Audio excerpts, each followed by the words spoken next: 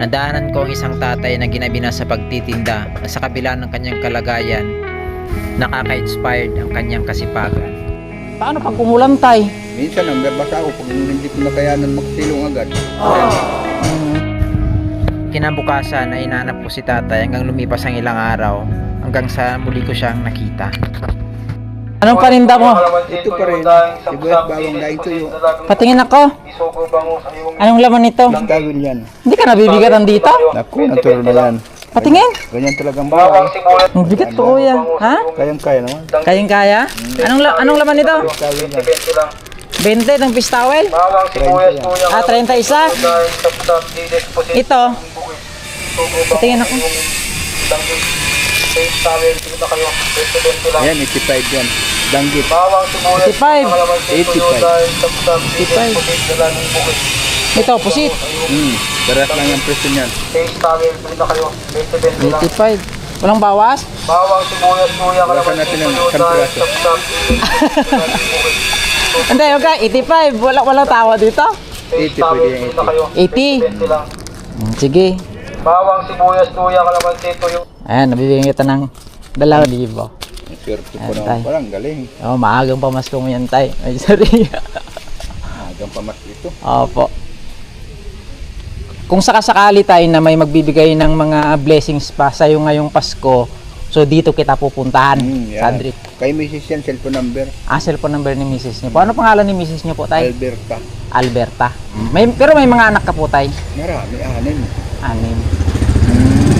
Ano nga pala nangyari dito, tay, na ano kayo? Stroke ang tatlong beses na. 3 beses na. Stroke. Mag-11 years na rin ito. So, ibig sabihin itong isang kamay niyo po, hindi yun na nagagalaw Wala talaga? itong pakialam. Ganyan lang. Ano nga pala pangalan mo, kuya? Palayo ko, kurong. Kurong. So, saan ka nakakarating dito nagtitinda? Kung saan. Sa mabot ako magsaysay. Kung saan. Magsaysay doon sa Lower Bikutan? Oo. Kanina nga doon, so hagonoy ako eh. Hagunoy. Pag umaga. Hindi naman pare-parehas. Depende sa pag naisip ko doon. Paano pag umulan, tay? Minsan ang babasa ako pag hindi ko nakayanan makasilong agad. Ayan. Kasi nga hirap ko sa paglalakad, ano? Kaya mas maganda i-bike kasi kahit umulan may bubong. Yun.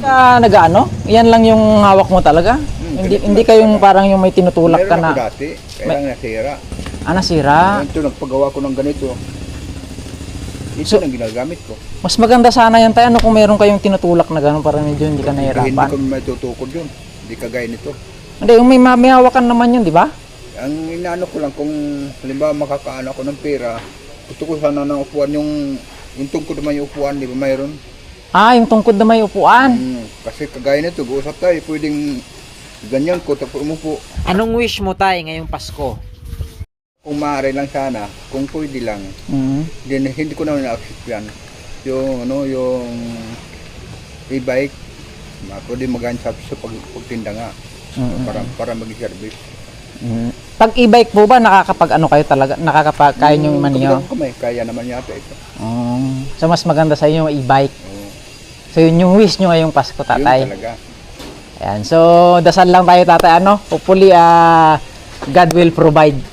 Yeah. 3 days later.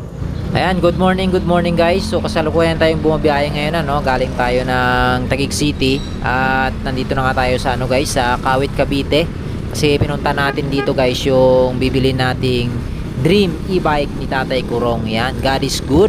Dininig ni Lord yung panalangin natin na magkaroon ng bagong e-bike si Tatay Kurong. Yan, maraming salamat nga pala kay Ma'am Josie de la Cruz sa pag-sponsor niya ng e-bike para kay Tatay Kurong. Ayan, so nandito na tayo guys sa Keyline e-bike trading dito sa branch nila dito sa Kawit, Cavite. Maraming salamat nga pala kay Ma'am Eileen. Binigyan niya tayo ng discount sa bibili nating e-bike. So dapat guys sa Tondo tayo bibili, sa Tondo branch tayo bibili. Nagkataon naman na out of stock yung e-bike doon na bibili natin. So ni-refer tayo ni Ma'am Eileen dito sa sa branch nila dito sa Kawit, Cavite. So ayun guys, nagkataon naman na wala yung kulay na gusto natin dito sa branch nila sa Cavite. So ang mangyayari, magagaling pa sa Laguna yung e-bike na i-deliver. So di-deliver na lang diretso sa bahay sa Taguig. Paano pala yung ano nun, sir, yung delivery na papunta doon sa amin? Ang sabi sa akin ni ma'am is yung sa cash price po, yun na lang po yung ano namin. Tapos yung Opo. mini, or yung ano na po dyan is kayo na sa yan na ni Ma'am Aileen po. Pero sabi po is free delivery ata. Yan yung ano, pagkakasabi ko sa na sila na po bahala daw in terms of the delivery, yung cash price na lang po ng unit yung ano natin. Sa akin. Paano kaya i-demo yan? Gusto ko kasi mabidyoan yung demo, sir. Yung demo po delivery pa. Sa Kasama po yung technician, magde-demo sa inyo about sa unit, tapos test drive kayo, lahat po ito. Diretso na po yun. Sige. Included yung discussion, signing contract, doon na din po yun sa inyo. Doon na rin yung mga papers niya po Yes mismo. po, yes po. Kasi yung details ng e-bike po, motor, chassis number, at saka battery series is nakalagay po sa certificate of ownership. Which is sige. kapag nagkaroon ng registration, yun lang po yung kailangan natin ipakita sa ano po. For example, sa munisipyo or ganyan po. So far kasi ngayon wala pang registration ng Yes e-bike. pa, wala. So just in case magkaroon ng registration yung e-bike, ready na yung mga papers na para sa Yes owner. pa, yes pa. Yeah, correct. Tapos kapag ano naman po, for example, may mga additional mandate po si LTO, updated naman po sa FB page po namin, nagpo-posting naman din po kami para po updated din kayo sa mga ano, status ng ano natin about sa LTO or pagpaparegister natin. Okay. Sige, sir. So dito na yung payment ngayon sa inyo. Nasa sa inyo po siya, pwede naman po down payment muna sa atin, tapos i-OD na lang yung remaining balance, or pwede naman fully paid para wala nang isip kung pagka nandun na sa inyo sila.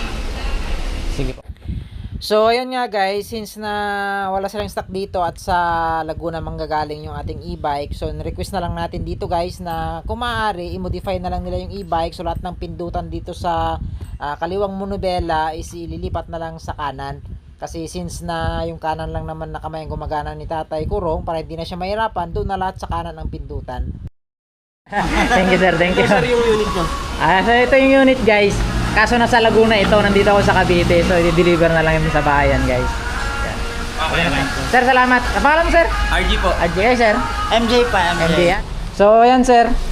Magdadaon muna ako, sir, ng 2,000. Pwede sir, pwede. Oo. Ay, tapos yung, ano, sir, yung, paano, yung balance, pagka-deliver na ng unit Yes, dun po. sa address namin.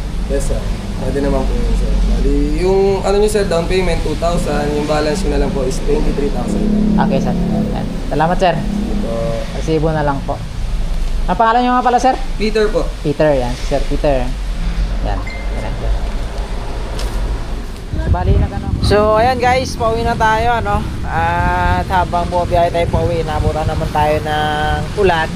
So nagkataon naman guys na wala tayong dalang kaputi, kaya basang-basa tayo nito. Yan, so kasalukuyang umuulan pa guys. Hindi na tayo nagpatila guys, kasi kung magpapatila pa tayo ng ulan guys, baka kasi hindi tumigil ano, kasi may bagyo tayo ngayon.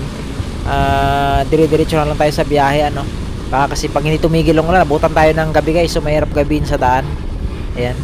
So far, ampon-ampon naman lang. So sana ay makarating tayo naman ng maliwasay sa bahay ano. So abangan na lang natin yung delivery ng e-bike bukas ng umaga. Ayan, so maraming salamat guys sa lahat ng nag-share ng ating video at nakarating nga sa mga tao may mabubuting puso kagaya ni Ma'am Juicy De La Cruz na nag-sponsor ng e-bike para kay Tatay Kurong. Ayan, so tsaka ko na magiging masaya ang Pasko ni Tatay. Yan, so maraming salamat guys. Hanggang dito na lang muna yung video natin. Don't forget to like, share, and subscribe sa ating YouTube channel. At napakalaking bagay po yun guys sa aming mga content creator na inyong suporta. So maraming salamat. God bless everyone.